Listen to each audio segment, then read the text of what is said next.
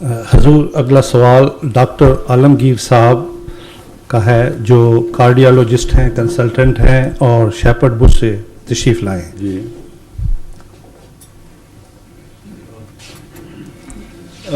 کیا حال ہے ڈاکٹر صاحب، خیریت سے ہیں؟ جی بالکل ٹھیک ٹھاک. کارڈیالوجسٹ ہیں آپ ماشاء اللہ؟ جی میں کارڈیالوجسٹ ہوں. کہاں سے ہیں ہندوستان سے؟ میں پاکستان لاہور سے ہوں. جی لاہور سے ہیں؟ ہاں جی.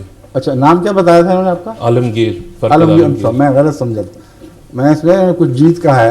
نہیں عالمگیر پاکستان سے تشریف لائے ہیں ڈاکٹر عالمگیر صاحب. جی جی میں یہیں پر کام کرتا ہوں. جی ٹھیک ہے. میرے سے صرف ایک کوئری ہے، وہ یہ کہ آج کل مطلب کئی اس طرح سیکٹس ہیں جس میں لوگ اپنے آپ کو ڈکلیئر کرتے ہیں ایز اے ہم سچے ہیں. جی. تو ایک تو یہ کہ اگر مطلب انہوں نے مرزا صاحب نے اپنے آپ کو نبی جو ڈکلیئر کیا تھا اس کا مطلب ہاؤ کین وہ کنفرم کیسے ہو سکتا ہے؟ وہ تو کوئی بھی انسان اٹھ کے کہہ سکتا ہے اور اس کے پیچھے 500-600,000 لوگ جمع ہو سکتے ہیں، جو آپ امریکہ میں کئی اور جگہ دیکھتے ہیں کہ سیکٹس بنتے ہیں اس طرح. اور دوسرا جب بھی نبی پہلے آئے تھے تو کوئی نہ کوئی اس وقت کوئی پرابلمس تھے جن کو ایڈریس کرنے اللہ تعالیٰ نے بھیجا تھا. تو اس وقت جب یہ آئے تھے کہ کیا پرابلمس تھے جو کہ ان کو اپنے آپ کو نبی ڈکلیئر کرنا پڑا، ویسے کیوں نہیں یہ کر سکتے تھے؟ جی میں بیٹھتا ہوں. پہلی بات تو یہ ہے کہ نبی ڈکلیئر کرنا پڑا ظاہر کر رہا ہے کہ انہوں نے کوئی منصوبہ بنایا تھا کہ میرا کام تب چلے گا میں بطور نبی اپنے آپ کو پیش کر سکوں اور پھر میں مسائل کو حل کروں گا. یہی ہے نا اس میں پوشیدہ بات یہی دکھائی دے رہی ہے. تو اس سوال کے اندر مثبت ہے یہ بات، اس کے بغیر سوال بنتا نہیں. ورنہ آپ سوال خدا پہ کرتے کہ خدا نے ان کو کیوں بنا دیا. ظاہر بات ہے کہ آپ یہ مان نہیں رہے. میں سمجھتا ہوں آپ کی بات، آپ کو حق ہے. جب تک آپ کو ثبوت مہیا نہ ہو آپ کیسے مانیں گے؟ اس لیے آپ نے بڑی محتاط زبان استعمال فرمائی اور کہا کہ کچھ اصلاح کی نیت سے اٹھے ہوں گے، مجھے شک نہیں. مگر یہ کیا ضرورت تھی کہ اس اصلاح کی کوشش میں اپنے آپ کو نبی ڈکلیئر کرنا پڑا؟ نمبر ایک بات. نمبر دو، وہ اصلاح کی کوشش تھی کیا جس کے لیے آپ نے کوئی ارادہ باندھا تھا؟ یہ دو شاخیں ہیں آپ کے سوال کی، درست ہے؟ جی. جہاں تک ضرورت اصلاح کا تعلق ہے، آپ نے اس سلسلے میں ایک بات پہلے کہی جو تمہید کے طور پر تھی کہ دنیا میں بہت سے فرقے ہیں مذاہب کے، ہر ایک اپنے آپ کو سچا کہہ رہا ہے. یہ بھی فرمایا تھا نا آپ نے، درست. تو اس پس منظر میں آپ سے یہ گزارش کروں گا کہ نبی آپ کو ضرورت نہ بھی ہو اپنے آپ کو نبی کہنے کی، اس صورتحال میں خدا کو ضرورت تھی کہ امت مسلمہ کی اصلاح کے لیے جس کو بھیجتا اس کو کمیشن بنا کر بھیجتا. اور یہ ضرورت قرآن اور احادیث سے ثابت ہے کہ جب زمانہ بگڑ جائے، جب امتوں کی وحدت ٹوٹ کے پارا پارا ہو جائے، جب یہ دعوے ہر طرف سے اٹھنے لگیں کہ ہمارا فرقہ ہی سچا ہے اور باقی سب جھوٹے ہیں، تو یہ ساری آوازیں انسانی آوازیں ہوتی ہیں اور انسانی سوچ کے برتے پر اٹھتی ہیں، انسانی فکر کا نتیجہ ہوتی ہیں. جتنی بھی تحریکات آج عالم اسلام میں جاری ہیں زندگی کی، ان میں سے ایک نے بھی یہ نہیں کہا کہ مجھے خدا نے بنایا ہے اور مجھے خدا نے مقرر فرمایا ہے. اور ان کے ساتھ جتھے ہوتے ہیں جیسا کہ آپ نے بیان کیا، اور وہ جتھے اس آواز کو طاقت دیتے ہیں. مگر کیا امر واقعہ نہیں ہے کہ مذہب کی تاریخ میں جب کڑے دن آتے ہیں، جب قومیں بکھر جاتی ہیں، جب وحدت ٹوٹ جاتی ہے، تو انسانی کوشش کے ذریعے ان کو دوبارہ ایک وحدت پر اکٹھا نہ کیا جا سکتا ہے، نہ کبھی کیا گیا ہے. کیونکہ انسانی اختلاف ایک دوسرے سے انسانی بنیادی حق کی بنا پر ہے کہ تمہاری مرضی تم یہ نتیجہ نکالو، میری مرضی میں یہ نتیجہ نکالتا ہوں. تم قرآن کی آیتوں سے یہ سمجھتے ہو، میں وہ سمجھتا ہوں. اب یہ جھگڑا ایسا ہے جو قرآن کے حوالے سے ہو یا حدیث کے حوالے سے ہو، وہ کبھی منطقی نتیجے تک نہیں پہنچ سکتا. اور ہر شخص کا ایک دعویٰ ہے، اس سے زیادہ اس کی کوئی حیثیت نہیں. اس دعوے کے ساتھ اس کے نفس کی صداقت کی کوئی دلیل نہیں ہے، کیونکہ ایسے دعوی کے مقابل پر قومیں اکٹھی ہو کر ان کی مخالفت نہیں کیا کرتی. مولانا مودودی کی مخالفت ہوئی درست ہے، لیکن سارے عالم نے پھر بھی ان کو اسلام کا جزوی سمجھا. لیکن کوئی ایسی مخالفت نہیں ہوئی کہ اپنے سے نکال کر باہر پھینکا گیا ہو اور آپس کے اختلافات کے باوجود ایک شخص کی مخالفت پر ساری جمعیت اکٹھی ہو گئی ہو. کبھی ایسا واقعہ نہیں ہوا، مذہب کی تاریخ میں کبھی ایسا نہیں ہوا، مگر جب خدا بھیجتا ہے تو یہ ہوتا ہے. بس یہ ضرورت تھی کہ چونکہ جب امتیں بگڑ جاتی ہیں تو اللہ تعالیٰ کی طرف سے بھیجے ہوئے کے بغیر امتوں کی اصلاح ممکن نہیں ہوتی، اور بھیجنے والے کی صداقت کی ثبوت میں یہ اول ثبوت ہوتا ہے، جیسا کہ میں پہلے عرض کر چکا ہوں کہ پہلے وہ لوگوں میں مرغوب ہوتا ہے، ہر دل عزیز ہوتا ہے، اور اس کے باوجود ایک رات ایسا دعویٰ کر بیٹھتا ہے کہ اپنے بھی ساتھ چھوڑ دیتے ہیں اور شدید مخالفت کا سامنا کرنا پڑتا ہے. یہ اس کی صداقت کی پہچان کے لیے ضروری ہے، ورنہ یہ مطلب نہیں کہ اللہ اپنے پیاروں کو بے وجہ دکھوں میں سے گزارتا ہے. اس کی سچائی کے امتحان کے بغیر اس کے ارد گرد مضبوط ایمان لانے والوں کی جماعت اکٹھی ہو نہیں سکتی. اب جتنی دوسری موومنٹس ہیں جس میں انسان نے خدا کا نام نہیں لیا، یہ کہا ہے کہ میں یہ سمجھتا ہوں قرآن اور حدیث کے مطالعے سے کہ خدا یہ کہتا ہوگا، اس سے آگے نہیں بڑھے. کسی نے یہ نہیں کہا کہ اللہ نے ہمیں خود مقرر فرمایا، ہدایت دی کہ یہ کہو، اور اس آیت کا یہ مضمون ہے، اس آیت کا یہ مطلب ہے. کسی ایک نے بھی یہ دعویٰ نہیں کیا، اس لیے ان کے ساتھ وہ مخالفت بھی نہیں ہوئی.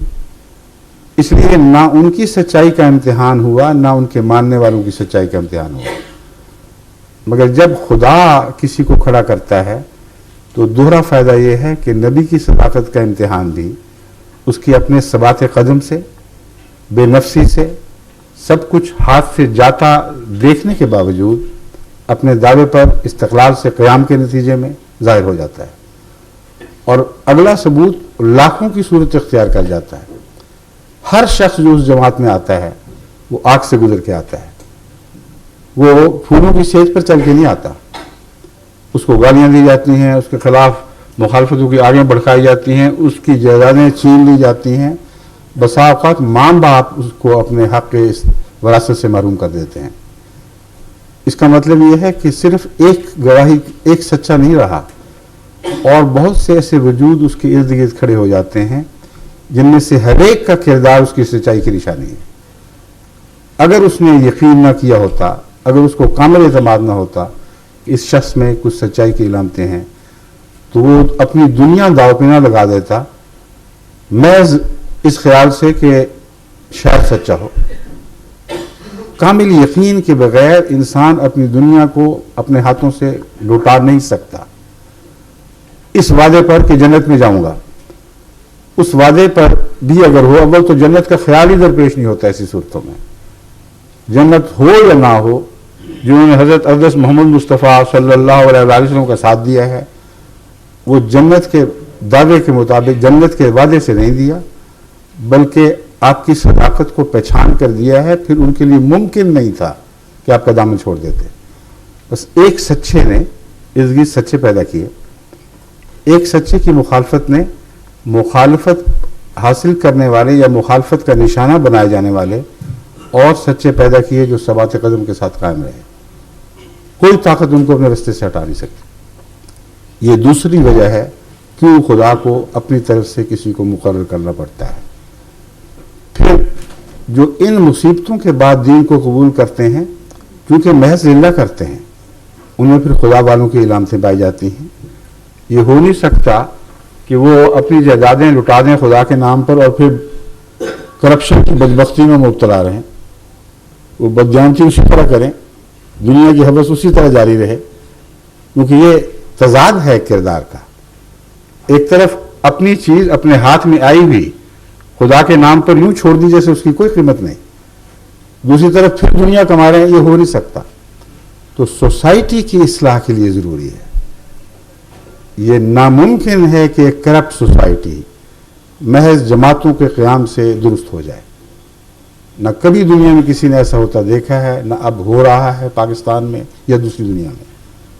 کتنی بڑی بڑی جماعتیں قائم ہوئی ہیں، کتنی بڑی دین کی باتیں ہوئی ہیں، کتنی بڑی دین سے وابستہ حکومت کے قیام کا اعلان کیا گیا۔ ضیاء الحق کی تاریخ کوئی بہت پرانی نہیں ہے۔